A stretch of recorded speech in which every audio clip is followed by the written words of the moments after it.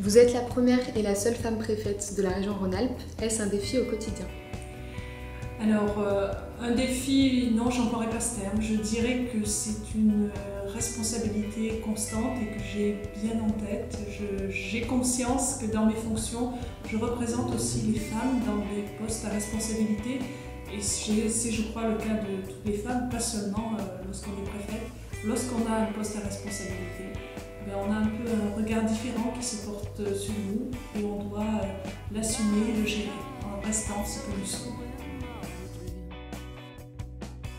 Quel est votre combat pour la parité au sein des instances politiques locales? La parité imposée par la loi n'est autre qu'une légitime application du principe d'égalité qui veut qu'entre les hommes et les femmes, il y ait les mêmes droits comme les mêmes devoirs.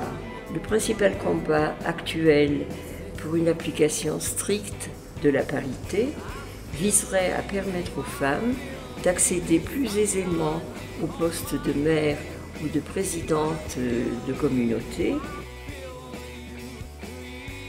Quelle est la place de la femme dans votre administration? La femme a fait beaucoup de chemin dans la police nationale. Il faut dire qu'elle avait beaucoup de retard.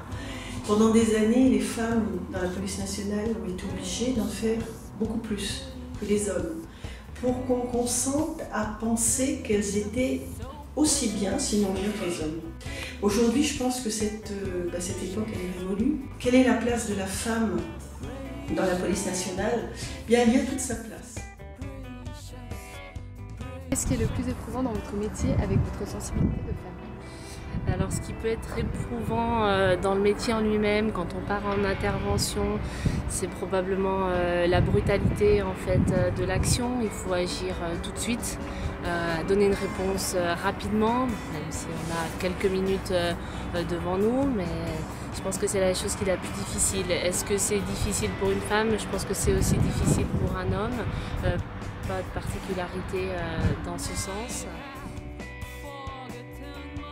Comment la femme a-t-elle conquis le milieu du transport routier? Je ne suis pas franchement partie à la conquête, mais j'ai saisi une très belle opportunité de faire valoir, j'espère, quelques connaissances et compétences dans un milieu que j'appréciais, où je pense que je suis davantage reconnue pour le côté professionnel que pour le côté féminin, même si ça peut avoir un petit intérêt en termes de capacité d'écoute, je pense. Le transport routier, un métier d'homme? Non, pas forcément. En 1990, j'ai repris l'entreprise de mes parents et puis mon expérience professionnelle a fait qu'aujourd'hui, je peux former des conducteurs et des conductrices au métier de conducteur routier et je trouve parfaitement ma place dans la formation professionnelle. Que souhaitez-vous aux femmes pour 2014? Pour 2014, je souhaite aux femmes qu'elles puissent accéder à davantage de postes à responsabilité. Je pense notamment au secteur de la culture et de la communication dont elles sont encore assez exclues, surtout à haut niveau. Les jeunes d'aujourd'hui veulent croire à l'égalité entre les hommes et les femmes. Quel est votre point de vue? Alors, c'est une croyance légitime. Aujourd'hui, tous les métiers sont ouverts aussi bien aux hommes qu'aux femmes. Reste peut-être la question de la rémunération pour laquelle on constate encore des différences de traitement.